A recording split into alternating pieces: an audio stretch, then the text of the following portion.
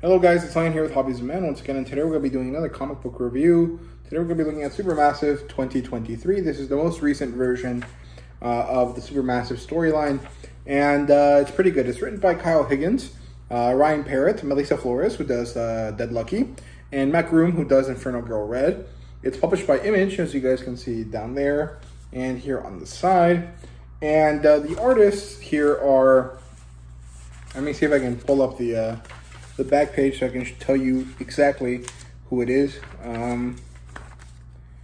The artist here is Danielle Di Niculo, and the colors are by Walter Biamonte, and the letterer is Becca Carey. And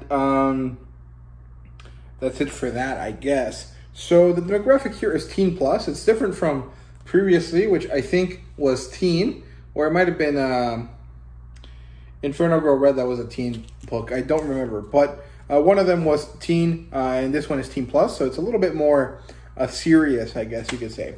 And the genre here is superhero, and you know, there's elements of fantasy and there's elements of sci-fi here because of the way that all the powers of all the characters work, right? So there you go. Adaptations was it does not have them, but like I've said in the previous reviews, I honestly think this would do really good as a TV show. Like Invincible, right? So yeah, the rating for this is a 4 out of 5. It's a less high value than Inferno Girl Red, and if I were to compare Supermassive 2022 to 2023, I would say the 2022 one is better, but only by a slight margin. So they're both 4 out of 5s. And the premise here is that Rogue Sun, now actually Callum, I think is the Rogue Sun's name. I don't remember. So basically, in the Rogue Sun storyline, Dylan, the main character, ends up getting possessed by the original, or one of the older Rogue Suns, due to some circumstances that happen. And that leads directly into here, where we get to see that Rogue Sun is not actually Dylan, it's a different character, but it's also not Marcus, who was the Rogue Sun in the original Supermassive storyline, right? So yeah, and he's looking for a magic item, which is some sort of obelisk key thing that leads into this dungeon that leads to the Holy Grail. And so he recruits the help of Radiant Black, and Dead Lucky BB shows up, and this one is a little bit confusing to me, but I'll talk about it in a moment. And then they all end up going after the Holy Grail, and it's a pretty cool story. But I do think that it's a little bit less exciting than the first Supermassive. So that's why it's a little bit less cool for me, right? So yeah, let's move on here. So the plotline starts in 1412. Some battle between Rogue Sun in the Callum version, I think, and this character called Thomason, who I thought was a girly boy, but it's actually a woman. And he dies, she kills him, and she flees via this portal gate thing, and she disappears. And the story ends for them there. And then we move on to the current timeline, where Rogue Sun is out in New York, in the Brooklyn Museum, I think is what it was, getting this gate key thing, this kind of little obelisk thing, while Dylan is backseating, you know, trying to tell him, you know, not do this, do that, kind of things, in order to kind of avoid the issues that will come with Rogue Sun, basically kind of going this vaguely villainous route, right? So yeah, we cut over to Radiant Black, who's having issues because apparently in the current storyline that's happening in Radiant Black, there's basically a battle for the cowl kind of situation happening, where two people are using the same power set, but this is actually harming the Radiant Black powers, and so they have to choose which one of them is going to become the Radiant Black. And I'm not really sure how this is going, because I've only read the first 6 issues, and they're at issue 24 at this point. So it's kind of interesting to see how that goes.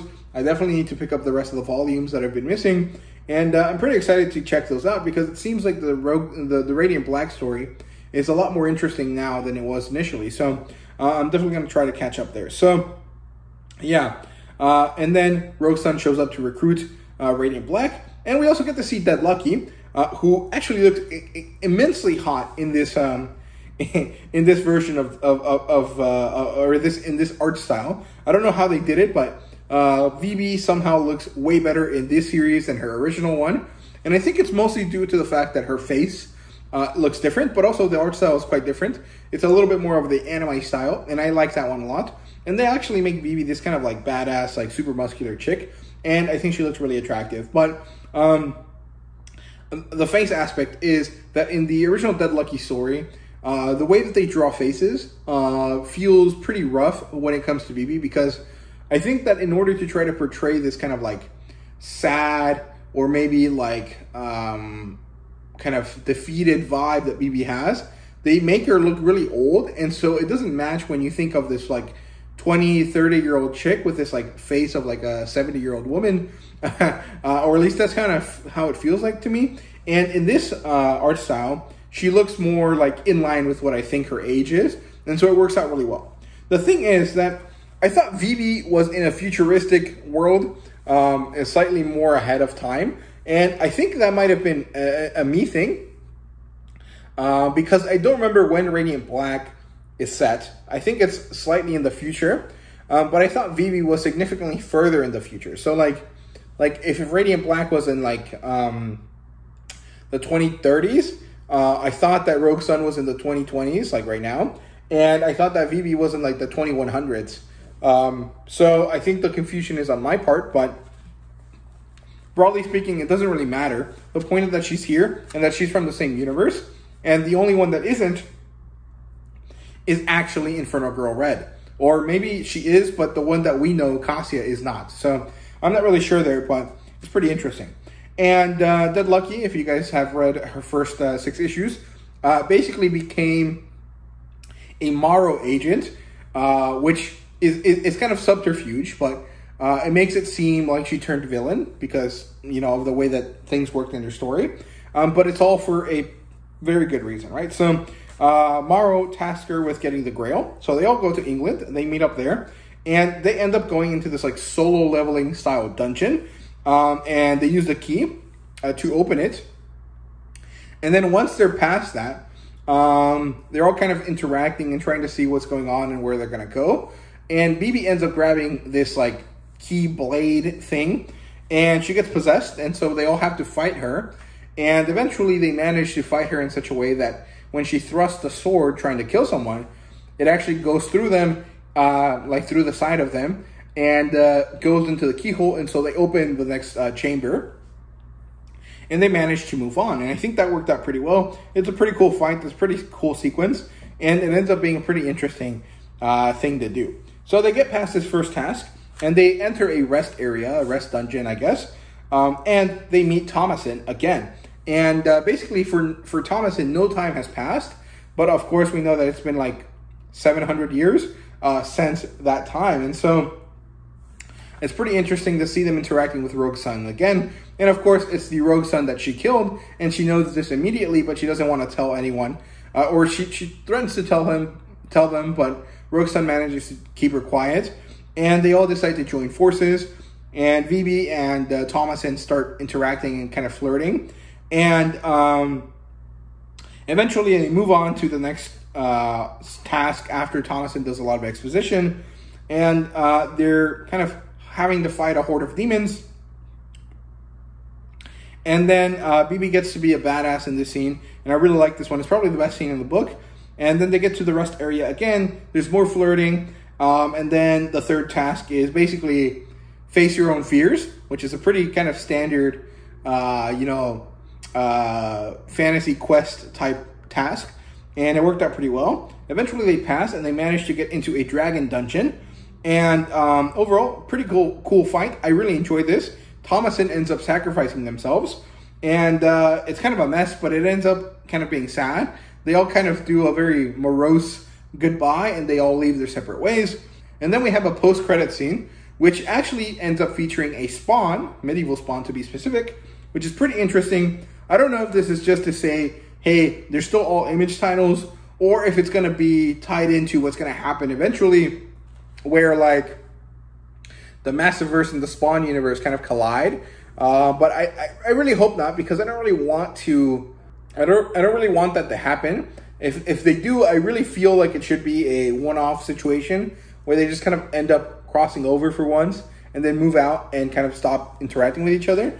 But, you know, it is what it is. We'll see how it goes. In terms of characters, we have Rogue Sun, Radiant Black, BB, and Thomasin. And Thomasin was pretty interesting, but I'm not really sure what they were supposed to be. I think they were supposed to be some sort of like Merlin-esque character, but it didn't really turn out that way.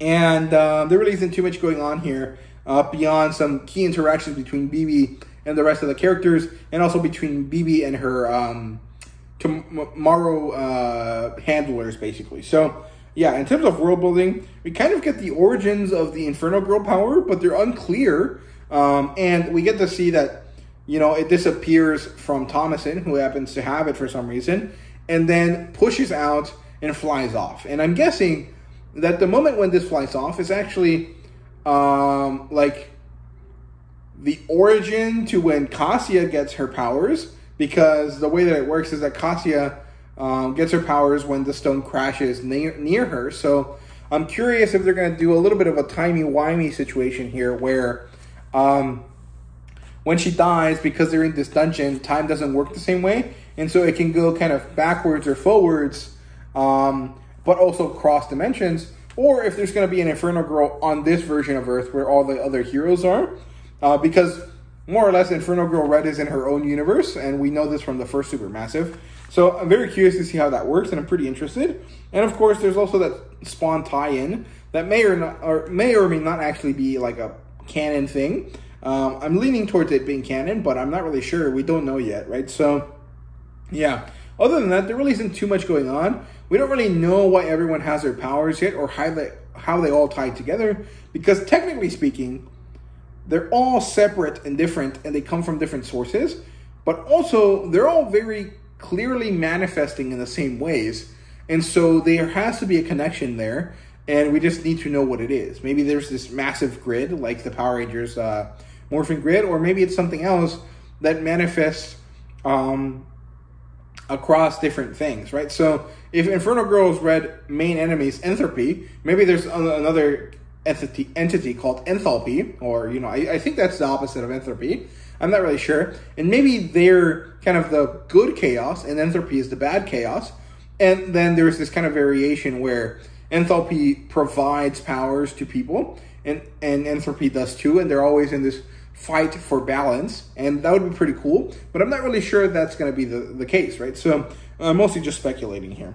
In terms of art and fan service, the artwork is awesome. There's no fan service, but, you know, BB does come off kind of looking really, really badass and really hot. So the art style kind of does push the characters a little bit more in the kind of like sexy territory compared to their normal appearances. But it's not, I wouldn't really call it fan service or anything like that. It's just kind of like a thing that I want to mention, because the art style being different affects how you look at the characters, right? So yeah.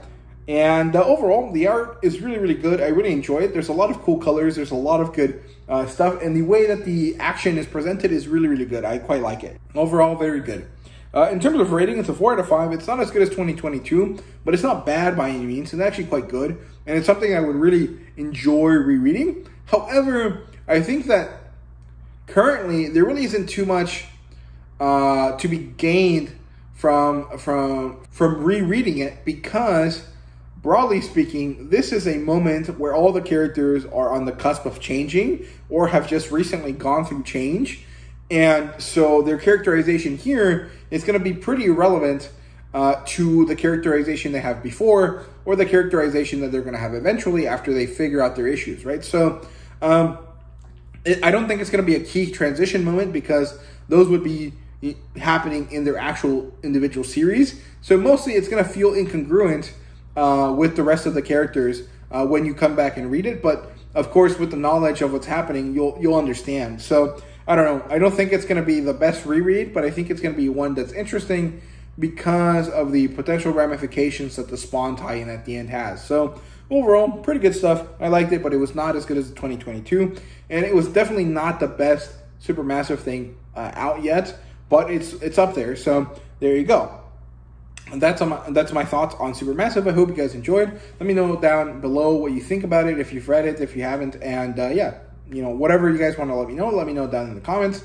Thank you guys very much for watching. See you guys later.